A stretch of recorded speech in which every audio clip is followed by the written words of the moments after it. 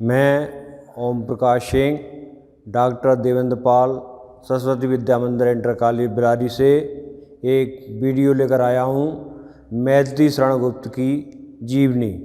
देखिए, मैथिली शरण गुप्त का नाम हिंदी के मूर्धन्य कवियों में लिया जाता है। मैथिली शरण गुप्त जी का जन्म 1886 ईस्वी को झांसी जिले के यानी उत्तर प्रदेश के झांसी जिले के चिरगांव नामक ग्राम में हुआ था। इनके पिता का नाम श्री राम शरण गुप्त था। इनके पिता भी एक कवि थे। इनकी प्रारंभिक शिक्षा घर पर ही हुई और फिर इनको अंग्रेजी पढ़ाने के उद्देश्य से झांसी के एक विद्यालय में इनका प्रवेश दिला दिया गया, लेकिन इनका मन वहाँ नहीं लगा।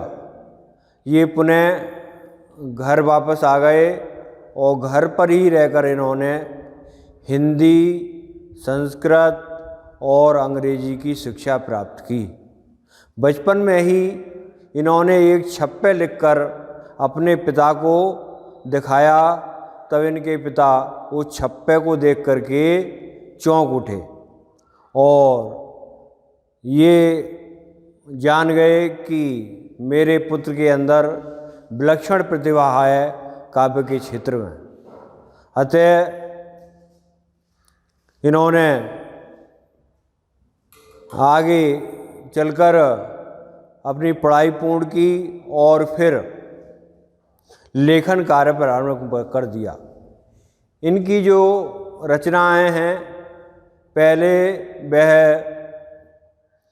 कलकत्ता से प्रकाशित वैश्योपारक नामक पत्र में प्रकाशित होती थी, लेकिन जब से ये आचार्य महावीर प्रसाद द्विवेदी जी के संपर्क में आए तब इनकी रचनाएं सरस्वती पत्रिका में प्रकाशित होने लगीं।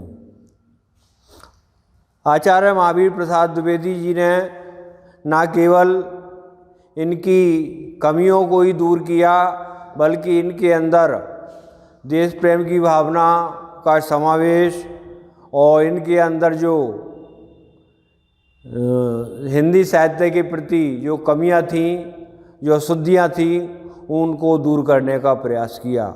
उस समय गांधी जी द्वारा आंदोलन चलाया जा रहा था, तो उसमें ये भी सक्रिय रूप से भाग लेने लगे और इसी कारण भाग लेने के कारण इनको जेल यात्राएं भी करनी पड़ी। लेकिन इनके मन में जेल यात्रा करने के बाद राष्ट्र प्रेम का अंकुर पल्लवित हुआ और इनकी पहली रचना रंग में भंग इसके बाद 1907 में आई। इसके बाद 1912 में भारत भारती। तो जब इनकी रचना भारत भारती आई तो उस रचना ने सारे देश में एक तरह से हलचल पैदा कर दी। उसमें देश प्रेम की भावना कूट कूट कर भरी हुई थी। इस तरह की रचना को पढ़कर लोग गौरवान्वित महसूस करने लगे। यहाँ तक कि महात्मा गांधी जी ने इनको राष्ट्र कवि की उपाधि तक प्रदान कर दी और आज ये इनकी गिनती राष्ट्र कवियों में की जाती है। इन्होंने वाराणसी और अनेक जगह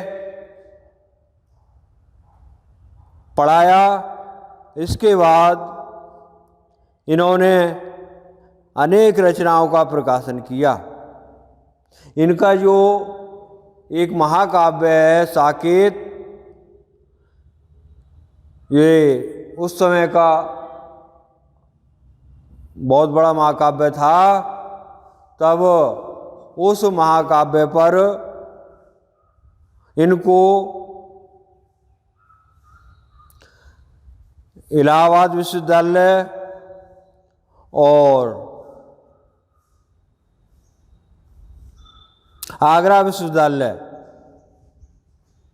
ने इनको डीलिट की उपाधि की प्रदान की और इनका जो अनवरत कार्य था उस कारण भारत सरकार ने इनको पद्म भूषण की उपाधि से विभूषित किया और ये बाद में राज्यसभा के सदस्य भी मनोनीत किए गए। इन्होंने जितनी भी अपनी रचनाएं लिखी हैं उनमें देश प्रेम की भावना हो, पौराणिक कथाओं की बात हो, वो सब उसको साथ लेकर चले हैं। इस तरह से इनको राष्ट्र कवि का जो दर्जा दिया गया वो एक प्रकार से बहुत ही सटीक था। हिंदी की अनवरत सेवा करते करते 12 दिसंबर 1964 ईस्वी को इनका देहांत हो गया। इसके बाद अब इनकी रचनाओं की बात आती है तो रचनाओं में इन्होंने जो पात्रों का चयन किया है वो तो या तो महाभारत से लिए गए हैं, रामायण से लिए गए हैं या पौराणिक कथाओं से लिए गए हैं, यानी आधुनिक पात्रों को नहीं चुना है, क्योंकि जो पात्र चुने हैं उनसे ये प्रतीत होता है कि इनका प्राचीन काल की रचनाओं से और कहानियों से विशेष लगाव रहा होगा। देखिए,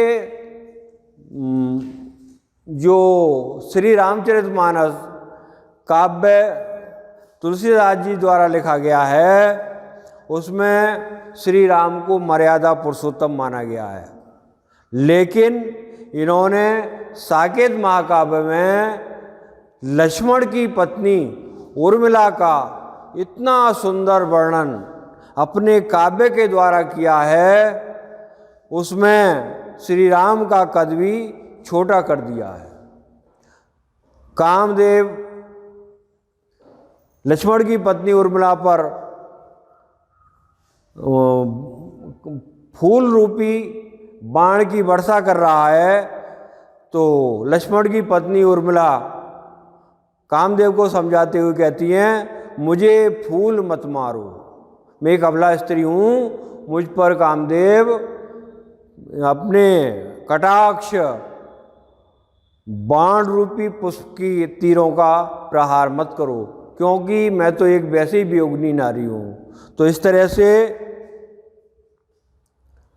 और भी कैकेयी का इन्होंने वर्णन किया है। भले से कैकेयी एक ऐसी पात्र है श्री रामचरितमानस की या रामायण की जिसने अपने द्वारा एक घृणित कार्य किया है, लेकिन यहाँ उन्होंने अपने कद को बढ़ा दिया है। उन्होंने कहते हैं कि भरत को समझाते हुए राम जी कह रहे हैं कि आप धन्य हैं और धन्य है वो कैकेयी माता जिसने भरत जैसे भाई को जन्म दिया। तो इस प्रकार इनकी रचनाओं में पौराणिक कथाओं को लेकर के विस्तृत वर्णन किया गया है। इन्होंने जो रस, छंद और अलंकारों का वर्णन किया है वो जिस तरह से उनका चयन किया है कि वो एक तरह से बिल्कुल सटीक दिखाई देते हैं और इसमें उनके काव्य की प्रतिभा की झलक दिखाई देती है। इस प्रकार मैथिली शरण गुप्त एक सामान्य कवि नहीं बल्कि राष्ट्र कवि कहे जाते हैं। इनकी रचनाएं यहाँ पर दी गई हैं। देखिए, रंग में भंग, जयद्रथ वध, भारत भारती, पंचवटी, द्वापर, सिद्धराज, विष्णुप्रिया, हिडिंबा, यशोधरा, साकेत, नहुस, बक्सनहार, पत्रावली आदि। तो इस तरह से ये छात्र मैथिली शरण गुप्त की जीवनी को पूर्ण करेंगे और इसमें जो PDF भेजा जाएगा उसका कार्य अपनी कॉपी पे करेंगे। मिलते हैं से अगली वीडियो में। धन्यवाद।